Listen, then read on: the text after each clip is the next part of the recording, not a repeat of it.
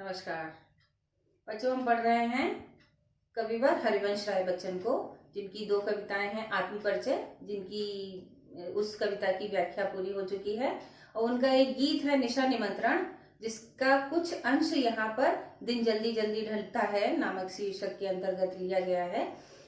उसकी व्याख्या हम इस वीडियो में देखेंगे। दिन जल्दी जल्दी ढलता है, हो जाए न पथ में रात कहीं, मंजिल भी तो है दूर नहीं। यह सोच थका दिन का पंथी भी जल्दी जल्दी चलता है, दिन जल्दी जल्दी ढलता है। बच्चे प्रत्याशा में होंगे, नीड़ों से झांक रहे होंगे। यह ध्यान परों में चिड़ियों के भरता कितनी चंचलता है, दिन जल्दी जल्दी ढलता है। मुझसे मिलने को कौन विकल, मैं हूँ किसके हित चंचल। यह प्रश्न शिथिल करता पद को, भरता और मैं विवलता है, दिन जल्दी जल्दी ढलता है, दिन जल्दी जल्दी ढलता है। यहाँ पर कवि ने कहा है कि दिन जल्दी जल्दी ढलता है, अर्थात दिन ढलता है, ढलने का मतलब है समाप्त होना, दिन समाप्ति की ओर जाना, कि दिन बहुत शीघ्रता से समाप्ति की ओर पहुँच रहा है।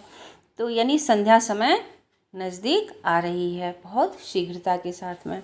तो ये सोच किसकी होती है, या किसको लगता है कि दिन बहुत जल्दी जल्दी ढल रहा है, या दिन बहुत जल्दी से समाप्त हो रहा है, रात्रि बहुत जल्दी आ जा रही है? किसको समझ में आता है? जिसके पास काम होता है, जिसको कहीं पहुंचना होता है, किसी को, जिसको कहीं मंजिल पर पहुंचना होता है, किसी से मिलने जा रहा है तो उसे लगता है कि मैं वहाँ समय रहते वहाँ तक उसके पास तक पहुंच जाऊं, या मेरी कोई मंजिल है तो मैं उस समय रहते उस मंजिल तक पहुंच जाऊं, या वो कोई काम कर रहा है तो उसे लगता है कि दिन समाप्त होने से पहले मैं यह अपना काम निपटा लूं। तो यहाँ पर समय की वैल्यू किसको पता होती है, समय की महत्ता किसको पता होती है? उस व्यक्ति को जिसके पास कुछ काम है, जो कहीं जा रहा है, जिसके जीवन में कोई उद्देश्य है, जिसके जीवन में कोई लक्ष्य है, जो मंजिल को पाना चाहता है, जो लक्ष्य का पीछा करता है, उसे समय की वैल्यू होती है। वास्तव में यहाँ कवि समय की वैल्यू को बताना चाह रहे हैं, समय की महत्ता को बताना चाह रहे हैं कि समय की महत्ता भी उन्हीं लोगों को होती है जो कर्मशील होते हैं, जो अपने कार्य में लगे हुए होते हैं।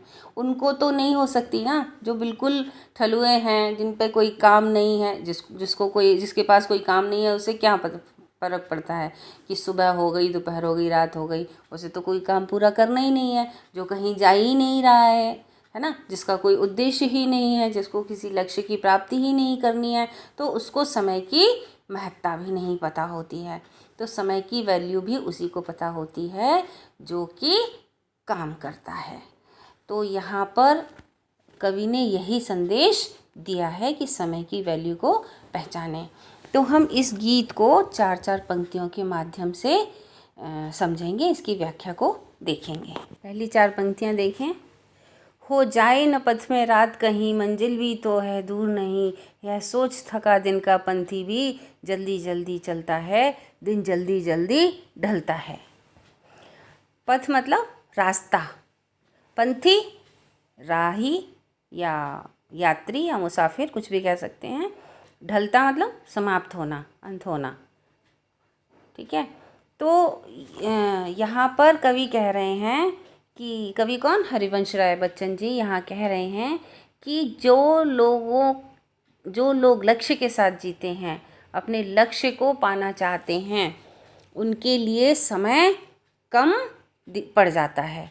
वो समय के साथ साथ चलते हैं, फिर भी उन्हें लगता है कि हमारे लक्ष्य प्राप्ति में कहीं देर ना हो जाए और समय हमारे हाथ से ना निकल जाए। तो इसी दुविधा को, इसी आतुरता को क्षण प्रतिक्षण बीतते समय के साथ लक्ष्य प्राप्ति में होने वाली आतुरता को यहाँ पर उन्होंने दिखाया है, दर्शाया है इन पंक्तियों के माध्यम से। कवि कहते हैं कि वो पंथी सोच रहा है, पंथी मतलब राहगीर सोच रहा है, हो जाए न पथ में रात कहीं, कि कवि कहते हैं कि दिन जल्दी जल्दी अर्थात शीघ्रता से ढल रहा है, यह सोचकर कि रास्ते में कहीं रात ना हो जाए। पंथी है, जो मुसाफिर है, राहगीर है, जो अपनी मंजिल की ओर जा रहा है, तो वह यह सोचता है कि कहीं रास्ते में ही मंजिल पर पहुंचने से पूर्व ही दिन समाप्त ना हो जाए और उसे रात ना हो जाए। तो इसलिए दिन भर का थका हुआ यात्री भी, यानी दिन भर और वो सोच रहा है कि रात ना हो, मंजिल भी तो है, दूर नहीं। अब मंजिल जो उसका लक्ष्य है वो भी ज़्यादा दूर नहीं है, पास में ही है। ऐसा सोच करके यह सोच थका दिन का पंथी भी, यह सोच करके दिन भर का थका हुआ राहगीर मुसाफिर भी जल्दी जल्दी चलने लगता है, जल्दी जल्दी कदम बढ़ा करके अपनी मंजिल तक पहुंचना चाहता है। यानी यह कवि कहने का तात्पर्य यह है कि दिन भर का थका हुआ यात्री भी अपनी मंजिल अर्थात लक्ष्य या उद्देश्य तक शीघ्र पहुंचने के लिए जल्दी जल्दी चलता है। लक्ष्य अर्थात अपना रैन बसेरा या कहीं किसी से मिलने के लिए उसको जाना है, तो वहाँ तक पहुँचने की जो आतुरता है उसे जल्दी जल्दी चलने के लिए विवश करती है और जल्दी जल्दी चलता है और उसे लगता है कि समय शीघ्रता से बीता चला जा रहा है। यहाँ कवि बार बार दोहरा रहा है कि दिन शीघ्रता से ढल रहा है, दिन जल्दी जल्दी ढलता है। यानी या आप भी देखिए कि जब हम कहीं हम कोई काम कर रहे होते हैं तो हमें समय का पता ही नहीं चलता। सबसे अच्छा उदाहरण तो है जब आप एग्ज़ाम दे रहे होते हैं, जब आप परीक्षा देने बैठ रहे होते हैं, तो आपको जब क्वेश्चन पेपर मिलता है तो आपको पता ही नहीं चलता कि वो 3 घंटे कहाँ चले गए। क्यों? क्योंकि वो आपको क्वेश्चन पेपर जो प्रश्न पत्र है उसको उसके सारे उत्तर लिखने होते हैं, उसके लिए समय चाहिए होता है।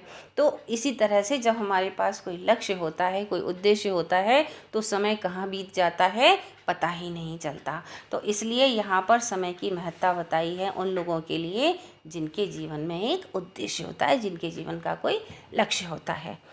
ठीक है। और इसके माध्यम से कहीं ना कहीं हमें यह संदेश भी जाता है कि हम सबको अपने जीवन का एक उद्देश्य लेकर के चलना चाहिए। हम सबके जीवन में एक लक्ष्य अवश्य होना चाहिए जिसकी पूर्ति के लिए या ऐसी मंजिल तक पहुंचने के लिए हम प्रयासरत रहें और हमें समय की महत्ता पता चले। ठीक है। इसका काव्य सौंदर्य, भाषा सरल और प्रवाहमयी है। जल्दी जल्दी में पुनरुक्ति प्रकाश अलंकार है। पंथी भी जल्दी जल्दी में ईव की आवृत्ति के कारण जो है स्वर मैत्री अलंकार है। अब इसको आप छोड़ भी सकते हैं। भाषा संस्कृत निष्ठ होते हुए भी सरल और कोमल और प्रवाहमयी है।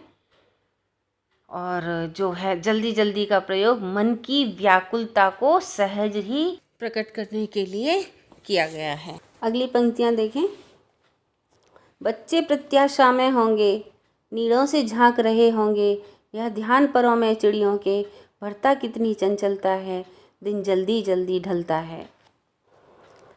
प्रत्याशा मतलब आशा, नीड़ घोंसला, पर पंख, चंचलता यानी गतिशीलता, व्याकुलता, शीघ्रता, तीव्रता, है ना। तो यहाँ कवि अपनी बात को स्पष्ट कर रहा है। कवि ने जो हरिवंश राय बच्चन जी ने जो पूर्व में कहा है कि समय की महत्ता उसी मुसाफिर को पता होती है जिसकी कोई मंजिल होती है, यानी जिसके जीवन में कोई लक्ष्य होता है उसी को समय का महत्व भी पता होता है। तो इसी बात को पुष्ट करने के लिए यहाँ पर वो पक्षियों का उदाहरण दे रहे हैं कि बच्चे प्रत्याशा में होंगे, नीड़ों से झांक रहे होंगे। ऐसा होता है कि सुबह सुबह सूर्योदय से पूर्व ही, सूर्योदय होने के समय ही पक्षी अपने अपने घोंसलों से निकल करके बाहर दाना लेने के लिए चले जाते हैं और उनके छोटे छोटे पक्षी, उनके छोटे छोटे बच्चे जो कि उड़ नहीं सकते, वो घोंसलों में रह जाते हैं और वो पूरे दिन घोंसलों में रहते हैं। वो पूरे दिन पक्षी विचरते हैं और उनके लिए दाना शाम को लेकर के वापस आते हैं। तो जब वो वापस आते हैं तो उनके मन में क्या होता है कि पक्षी कि उसके जो बच्चे हैं वो नीड़ों घोंसलों से झांक रहे होंगे, गर्दन निकाल कर अपने माँ की आस में होंगे कि माँ आ रही होगी, वो हमारे लिए दाना लेकर के आएगी। तो ये जब यह ध्यान परों में चिड़ियों के, भरता कितनी चंचलता है, जैसे ही उनको ये बात ध्यान में आती है कि घोंसलों में हमारे बच्चे हैं, वो हमारी प्रतीक्षा कर रहे होंगे, वो दाने का इंतज़ार कर रहे होंगे, वो भूखे होंगे। तो जैसे ही यह विचार आता है तो उनके परों में, उनके पंखों में और अधिक तीव्रता भर उठती है और वे जल्दी जल्दी उड़ान भरने लगते हैं। ठीक है, तो यहाँ पर कवि कह रहा है कि यह सोचने मात्र से कि कोई हमारी प्रतीक्षा कर रहा होगा, पक्षियों तक के पंखों में तेजी आ जाती है। तो यहाँ कहने का तात्पर्य ये है कि वे हर व्यक्ति के जीवन में एक लक्ष्य अवश्य होना चाहिए। ठीक है, अगर चाहें तो हम इसको एक बार फिर से देख सकते हैं कि कवि कहता है कि दिन को शीघ्रता से ढलता देखकर और यह ध्यान करके कि बच्चे दाना पाने और अपनी माँ के शीघ्र लौट आने की आस में घोंसलों से झांक रहे होंगे, चिड़ियों के पंखों में और अधिक तीव्रता हो उठती है और वे तेज़ी से अपने घोंसलों की ओर उड़ने लगती हैं।